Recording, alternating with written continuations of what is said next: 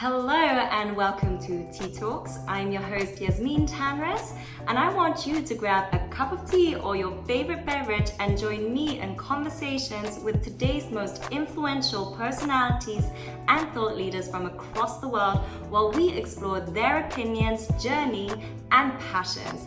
From the art of negotiation to the gamification of relationships and how to maximize your purest potential, you'll be sure to feel informed, engaged, and inspired. So let's take a sip and dive right into it. Cheers!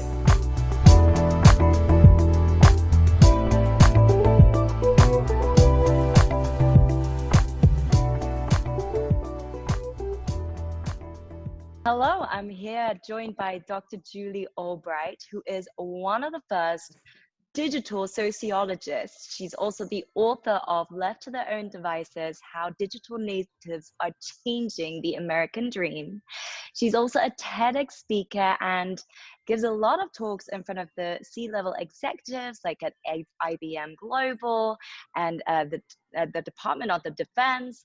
You're also an award-winning professor at USC at the master's level degree, teaching the psychology of interactive technologies and sustainable infrastructure.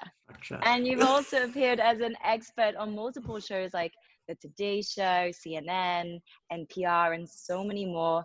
Of course, aside from all of these incredible things that you've accomplished and your titles, you're just an absolutely cool, like legit, down-to-earth person that's just so engaging ever since we've met. Yeah, so it's a really great pleasure to have you here on Tea Talks. Do you have your cup of tea? I do, actually. Oh, you do? I love it. It's happy. Well, cheers. What are you drinking in there? Cheers. Chai tea. Some chai tea. Is that something you like to drink every morning? I do like to drink it. It's just such a nice drink. I started getting it after we got into lockdown with COVID. I went to the Indian market and got things like rice and dal. I learned how to cook Indian food. And one of the things they had was this tea. And I thought, I'm going to try it. And it was just delicious. So it's kind of a new favorite. Oh, okay. Chai is good. It's nice. It's mellow. It's got that sweetness as well. Yeah. Well, I'm here just sipping on my Celsius. I admittedly did not make a tea, but it's giving me some good energy and it's got some minerals in there. So we obviously met at USC. There was a panel talk that I was hosting and you were a guest, and there were so many other guests there that were incredible. And it was about modern love, surviving connection in the digital era, which of course I feel like now than ever, it's kind of something that we really want to dive into and know how we're going to survive connecting with people and meeting our loves too in this time, but also how this is all impacting us in the long term. So, it was really fascinating because Dr. Galen Buckwalter was also there, and you two had worked together in the past, and he's the co-founder and inventor of eHarmony, and a lot has obviously changed since that conversation. And so I want to dive into the fact that you started off actually as looking into the relationship dynamics of how you connect with people and find love. And then you actually evolved more into looking the impact and behavior of humans with technology, the evolvement and advancements of technology, and then also what that does to kids' brains, and then also just know what you've been up to in this time and what you've observed before we dive into our special segment where you're also going to share top 3 tidbits of how to stay connected in a healthy way and happy in the digital age. So first of all, I know this is like a long-winded intro as to what we're going to dive into, but we're going to get through it. Tell us what fascinated you, because you started years ago looking into, let's just say when tech was really starting to like slowly come up. What made you get into it and want to look into the dynamics of finding your love partner, working with Dr. Galen Buckwalter on, in technology? Yeah, Well, first of all, thank you so much for having me. It's really great to see you and be here with you today, drinking tea. And yeah, it's been such an interesting journey. I had got a computer in the early days and gone onto some of the chat bulletin boards and was just exploring around. I'm a curious person. And I was working on a degree in counseling at the time. And I started seeing in these chat rooms people chatting and meeting, and they were actually flying across country to meet each other, or even from England to the United States. Like, I saw people flying like great distances to meet each other. There weren't that many people online. And so what they thought they were doing is meeting their soulmate. Like, oh, no wonder I never met my soulmate. They're in England, or they're in Florida, or, across the nation somehow. And so I told my dad, as I saw people doing this, and at this time there were less than 3% of people overall, probably about 2.5% of people in the United States were online at all. And I told my dad, the words were scrolling up a screen in a chat room. I said, Dad, this is going to be huge. And my dad looked at it and he goes, why would anybody ever want to do that?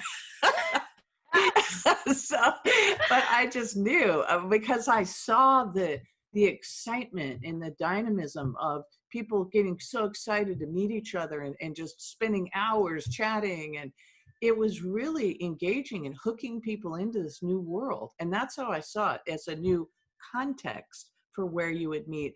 And it changed the dynamics, because if you think about people traditionally, where would you meet? Like, let's imagine a singles bar. You see somebody across the room, maybe catch eyes, you feel a chemistry, say, oh, that person's cute or handsome or whatever it is. And the relationship begins on an outside level, and then you go inward toward getting to know them, towards, well, let's see if we have anything in common, sort of thing, right? If you go on a date or start having a conversation. But online, it was reversed. And especially early days, people didn't have photos, they didn't have videos, or any of the things that they have now on social media. So people got to know each other from the inside out. So there was this very powerful, I've never had conversations like this before. This is my soulmate. I mean, they really had this strong sense that they'd really found something different, because they were starting on the intimacy level.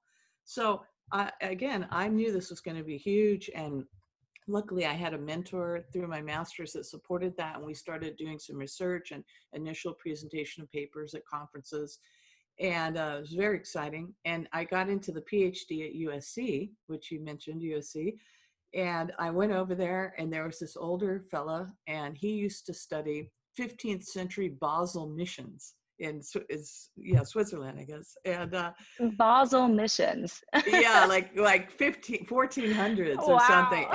And he was Wasn't up there that the saying, like what? romantic era as well, with Yeah, like poetry, way, the rising and stuff? oh, so long ago. And he said, we're all about new ideas. If you have a new idea, come to us. We're excited. And I'm like, this is awesome. And I ran up to the guy. I said, I want to study the impact of computing on society. And he looked at me. He said, what does that have to do with sociology? Oh my gosh. So I'd like moved across the country to start this PhD with these new ideas. And he's like, what are you talking about? Like, and then I was like, oh like, no. mind-boggling. Yeah. Like my whole excitement just blew up, and I was like, so like, yes.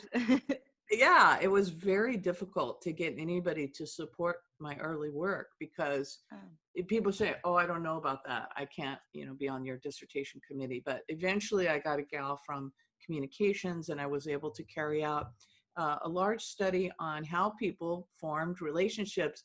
And in fact, it was on impression formation, how they presented themselves, truth and lies, and all those kind of themes are very relevant now, you can imagine. So what ended up happening was a friend of mine, we were out sailing, and my girlfriend goes, tell so-and-so about your dissertation. I'm like, we're sailing, like, who wants to hear about that? But, I mean, come on, it's a nerdball thing. And so, so I told her what it was, and she was so fascinated, unbeknownst to me. I think she was a computer scientist. She downloaded my dissertation, got on a plane to Boston. I think she's going to MIT for a meeting or something, read the whole thing, couldn't believe it, somehow gets in touch with her friend who's the head of research at eHarmony, again, one of the original few employees. He reaches out to me and says, get in here. And so I don't even know how to this day, I don't know how they knew each other or what. So I end up at eHarmony doing research with them for several years, helped develop some of their product.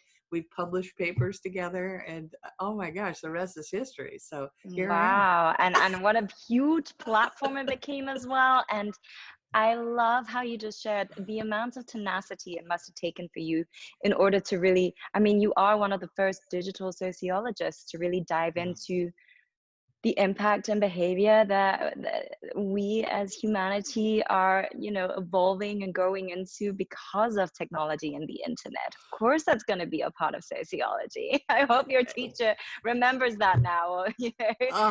I mean, at the time, can you imagine how deflating that was? You get all excited, like, I'm all about it. I wrote up there, and then he goes, what's that have to do with sociology? It was like, wah, wah, wah. You're like, I was just, you totally saw it, deflated. and with that passion and tenacity, you got to it. So I'm really happy about that, and it's so relevant. Okay, so what I caught upon what you've just shared is a couple of things here. So really interesting how, yes, on a level of human connection, when we're face to face, it's the exterior.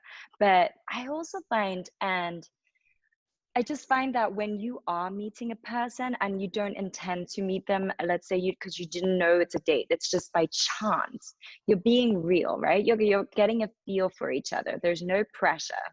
Versus, okay, then you get into this world of technology where before, like you said, there were no pictures. So you're really getting into the interior. And now I feel like we've gone back to the exterior because we've added all the, pictures, videos, social media platforms and everything. So you can also obviously Google people and see them. But in that sense, when you do connect with people now, I just feel like when it's online, it's like, you're judging it from the exterior, and then when you are meeting in person, you're adding that added pressure of, okay, this is a date, so you're not being your natural self. That's almost how I'm finding it, because at least when you meet them just by chance, you're just like getting a feel for each other. Now obviously in this time it's really hard to actually meet people. Like a lot of people are very scared to get out and meet new people. They're kind of getting a little bit more confined within those spaces with who they hang out, if they even hang out with people. So do you think in that sense that in terms of finding love, connecting with people, that is changing again because of what we're experiencing with the pandemic? Well, I think the pandemic is the next step, and I think there's a step in between that you've identified here that's very important. And that is that, as you said, and I said earlier, the original computer communication didn't have photos. Like if you went on, let's say, a dial-up modem, it would, most of the time you didn't exchange photos, but if you wanted to download a photo, it would literally take like 30 minutes. It would be like, I mean, you're like looking, like really it would had go. To practice patience. You really had to want it. You really had to want it. So some people met sight unseen, and a lot of people actually at the time said, "Well, they're not my typical type, but I fell in love with the inner person, and then the chemistry developed." So as you mentioned, the difference between then, so that was plugged into the wall, that's, tethered to the wall with your computer.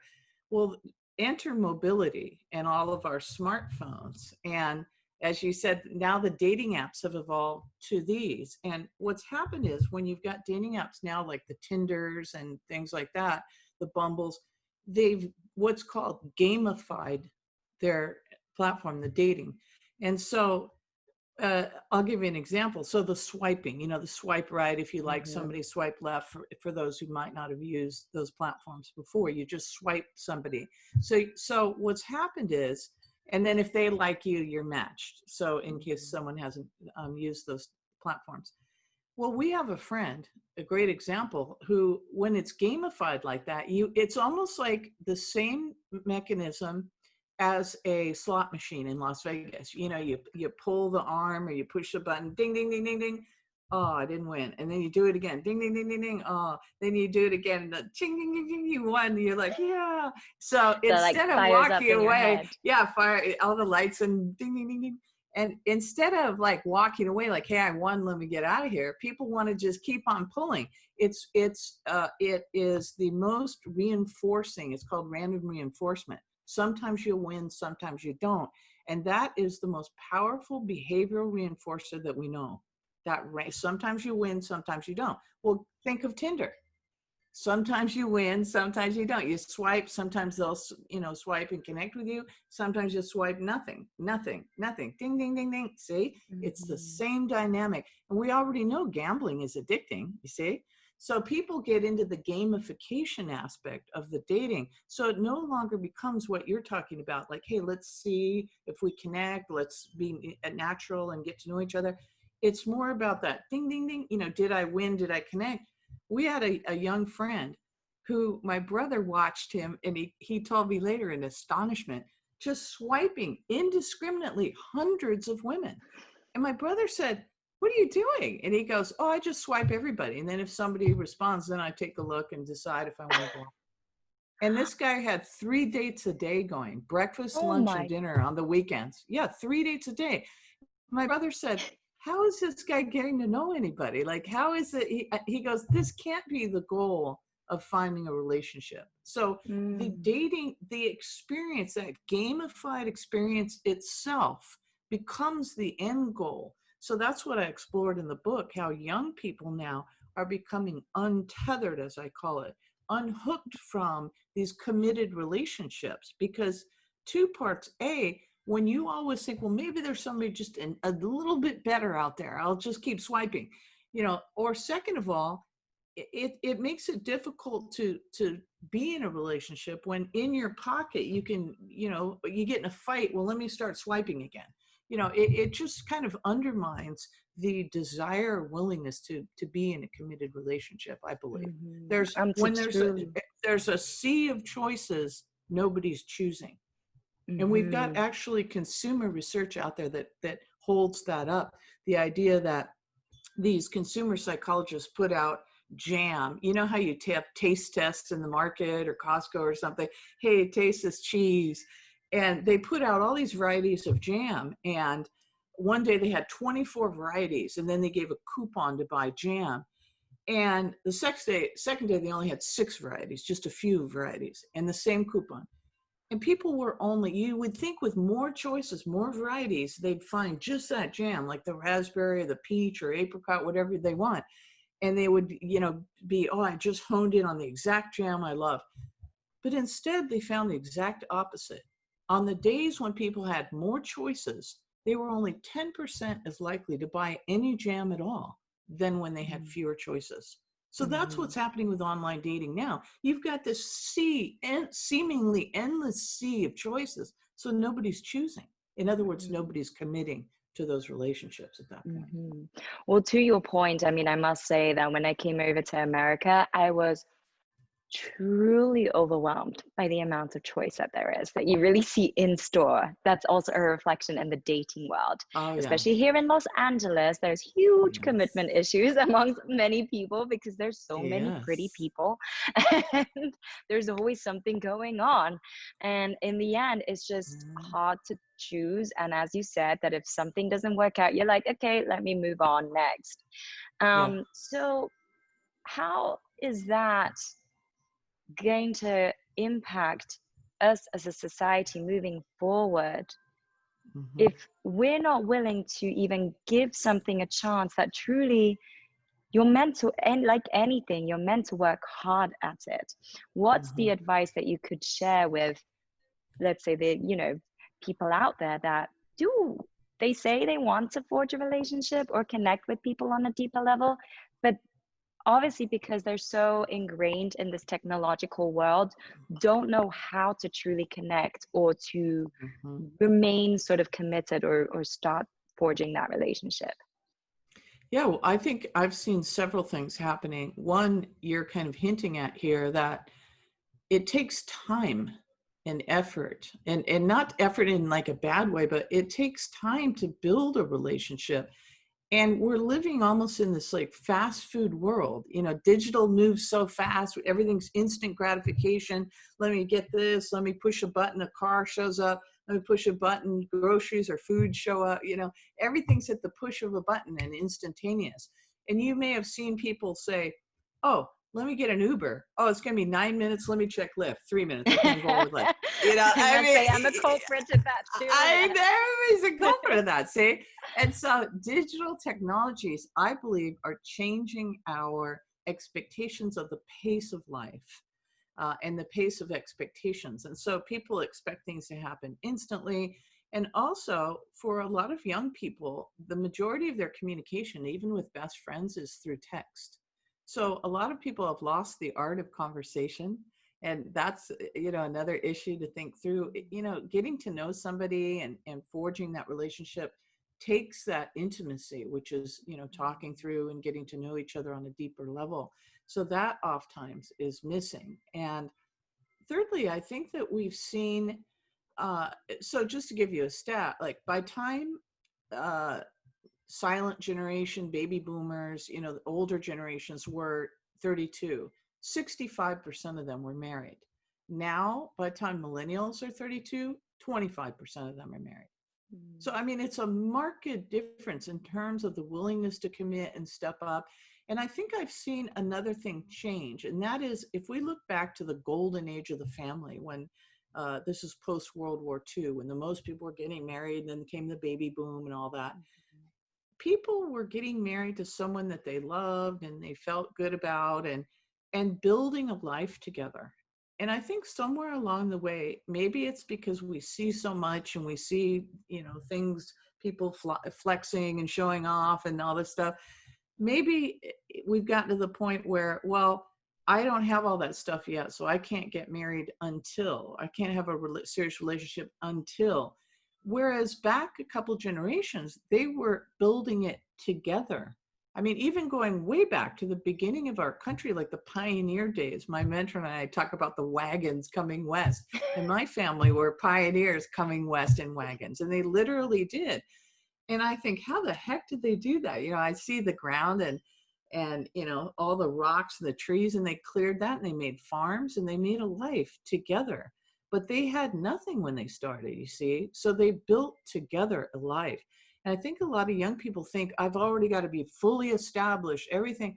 But I'll tell you something, and the secret that people don't often say, and that is going through hard times or going through struggles together, it brings you closer. It's like comrades in the, you know, in the foxholes during the war. Like, you come closer because you go through these things. Not that everything has to be perfect, and then, you know, you arrive with Cinderella and walk off into the sunset. You know, the fun part is building it together. And you remember when we had nothing, and, you know, people then they're well-to-do that have built something can look back, and actually those are sometimes some of the happiest days. You know, I mean, it strikes me as interesting because, of course, we are really exposed to everybody's lives, but in the best form possible. Yeah. So it's really true that behind closed doors, there's so many struggles, there's so many things that you really don't know and see. And by unveiling the curtain of vulnerability, which I think we do see a little bit of a shift in which people do post and share more about some of the more harder times, which is great. I feel like in this time, we've also learned that looks may not be important because now we don't have access to beauty salons and all the stuff that we had been like, you know, showering ourselves with, at least in some parts of the world, you know, not everywhere, but it just makes you realize that what is life and what is really truly important, and how to connect with people. And being now, as you've mentioned, with your book, Left to Their Own Devices, how digital natives are changing the American dream. You know, just not now, I feel like we're in this, so it's already come to that point of untethering, of not living by the traditional norms or having that Northern Star of creating a life together, getting married, having that white picket fence and the house together. Like, that's kind of just sort of gone out of the window in terms of like Mm-hmm. what we strive for now. As you said, like people want to accomplish a certain amount in order to then be able to forge a relationship or something that may feel like it's Yeah. important and sustainable. How, now that it is so, now that we are forced into living with our devices, with technically, literally in every single way tied to them, Yeah. how can people feel or still feel like there's a sense of connection and hope and follow that northern star? Like it's just hard to comprehend, especially amongst kids right now who cannot Yeah. even go to school. Like we just had a little conversation before about how you're having to teach everything online. Yeah. What kind of impact is that going to have on people and children and the Yeah. way that we converse? Yeah. Well, it's funny because when I started this book and looking at, I look at patterns. I like to see, say that I see the constellation in the stars. I see all these disparate studies and things happening, and I put them together into a pattern so they're more understandable. And the pattern I saw was people coming untethered, unhooking from these traditional ways of doing things, getting married, buying a home, wanting to go into an office to work, uh, all these sorts of having children, going to church, and all these. And so this was sort of a trend, if you will, a leading edge trend amongst, you could say, hipsters or digital natives, amongst millennials. Well, what's happened now with COVID, this COVID moment, is now that hipster trend has now spread to everybody. So now everybody's living untethered. Everybody's living sort of disconnected from one another, from workplace, from church, from, all these traditional things that we did because we're forced to. So the good of the connecting, like we're able to do right now, we have, but some of the downsides that I've talked about in the book, including a disconnection from things like nature. So the studies show that young people, for example, are much less likely to, play outdoors. Only like 6% of kids ever play outdoors now. They're playing video games and stuff instead, indoor activities. Young millennials aren't visiting the national parks, which was a huge thing generations back, to drive and see nature's wonders and all. And at the same time, anxiety and depression are skyrocketing, so one of the remedies or tonics for too much technological immersion in our lives is getting out in nature. And related to that, eating good foods, whole foods, as opposed to eating processed, which is technology applied to food. So more so than ever now, and for more people than ever now, because of COVID, that we're all living untethered, it's going to be very important to get outside if you can and take that walk or go for a hike somewhere, get some sun. The thing is, the enormity of nature, they call it the sublime. The sublime is almost like that eternal, much bigger than self. It's almost like a godlike quality of nature. It puts our own lives and problems in a perspective. If you look at the firmament of stars in the sky, you kind of realize how small you are suddenly. Yes. Or a giant mountainscape in a beautiful lake or something.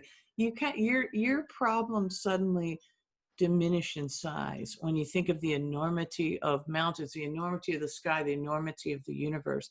So it's not simply like, hey, let's go out and get 10,000 steps. It's not about that. It's about the peace and calm of not having focused attention, constantly looking and scrolling and texting, and thinking. It gives your brain a rest.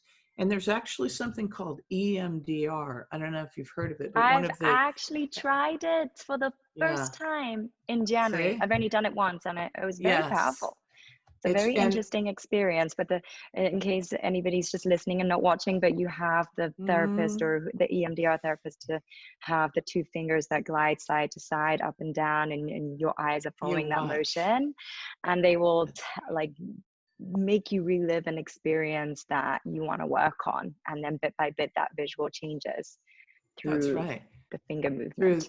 That's right. And the where that came from was a woman who was in grief, and she was out walking and realized, like, looking at the tree, oh, there's a bird, look at the cloud, that your eyes naturally gravitate around to different things. And at the end of that walk, she felt a little better. So she developed EMDR, which is a very powerful, as you said, technique for calming anxieties and things, from walks in nature. So this idea that we can heal ourselves through these kinds of experiences that are waning, we have to intentionally do things with the body, with outdoors, and all that. And I think that that's more critical than ever now.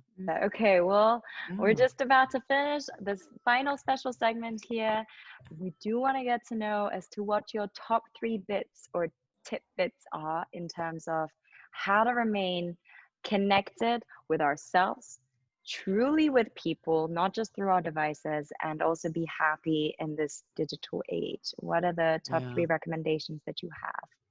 Well, I think first and foremost, take good care of yourself, your body, number one, like get enough sleep, eat well. And the reason I say that, it's so easy to watch TikTok videos until 3 in the morning, or 4 in the morning, or play video games all night. Like, being banned.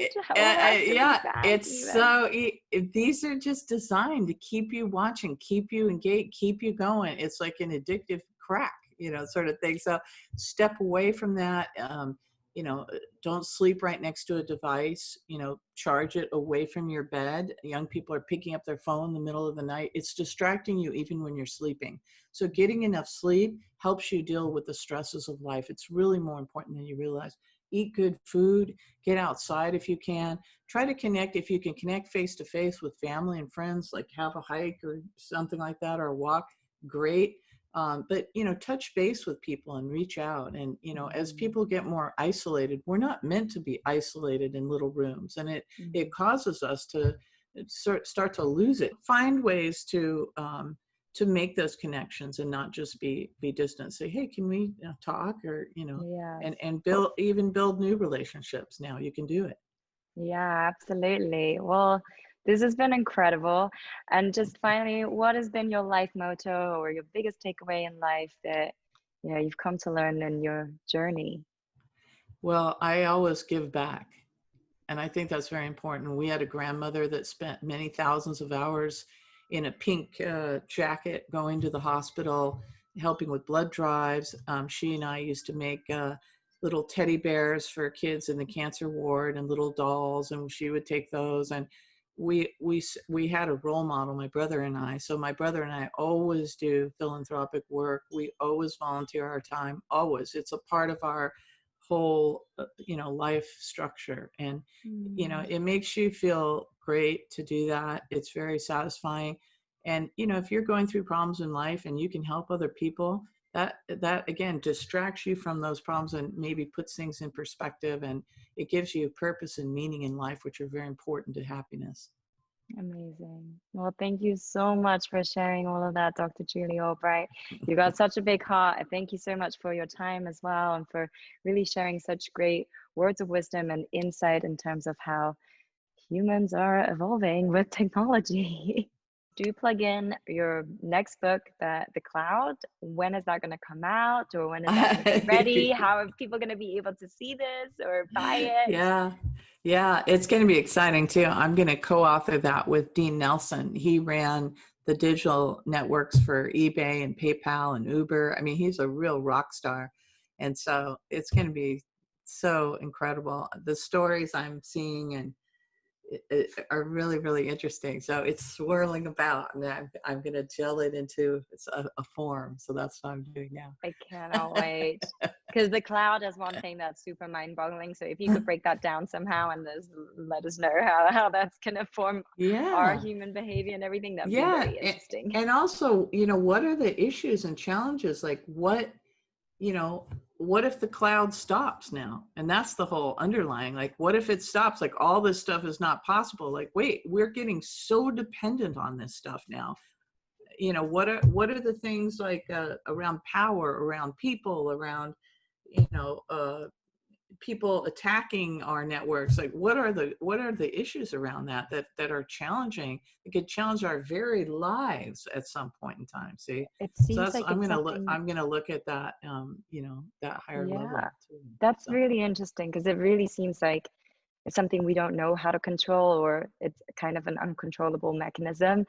And we really rely on it. We're very dependent on it. Now that you're mentioning that, I'm just like, oh my God, I gotta check on my cloud. I don't even know how to do that. Like, you I know? know nobody knows anything. So, it's so true. And where can people also find you to connect with you, or with social media? Like, what's your handle? Yeah, well, at Dr. Julie A will be on Twitter, and then I'm devicesbook.com. I've got a website. People can reach out on LinkedIn. Perfect. Well, thanks so much again, Dr. Julie Albright. It's been an absolute pleasure. So great seeing you as well. And I hope you remain well and that things become easier in terms of the teaching and stuff.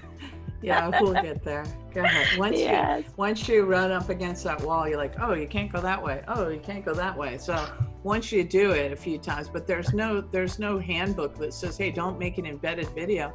And it shows it right there, and you click and you embed the video. So, who knew? But that's the kind of thing so it makes everything like 40 times harder, but we'll get there. You just have to keep slogging along. You have to be persistent.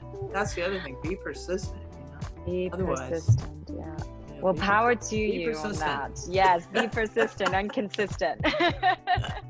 Also, good luck with your book. I am obviously going to be following you and looking up and seeing what's going on in your world. Thanks so much again. Talk to you soon. Take care, sweetie. Thank you so much for joining us here today. If you liked that episode, please like, comment, and share, and subscribe to this channel so that you know when the next conversation is up. I love to hear your thoughts and engage, so please don't be a stranger. Cheers.